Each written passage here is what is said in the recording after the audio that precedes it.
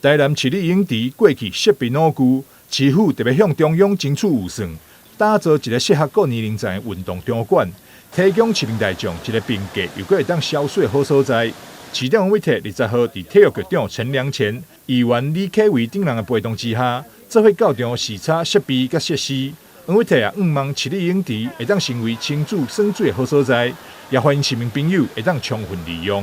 不管是游泳，不管是亲子游戏，不管是小朋友喜欢的溜滑梯，其实这个地方大家也知道荒废多年了。那所以说，我们特别的谢谢我们业者能够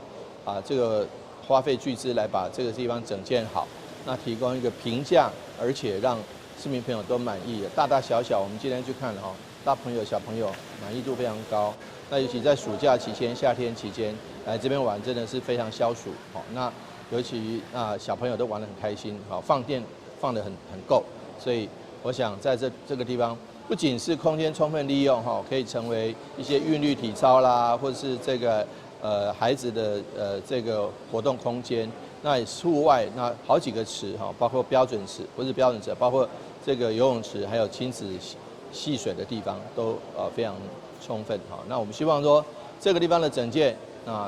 的好，那提供给市民好的空间，我们也希望大家充分来利用。体育局长陈良前指出，台南市立泳池透过公司协力的方式，委托民间经营管理，除了市府成功争取体育署补助经费2866万以外，也借经投资超过4000万，希望借由更多元的运动空间的建立，提供市民更加丰富的运动选择。记者张世维采访报道。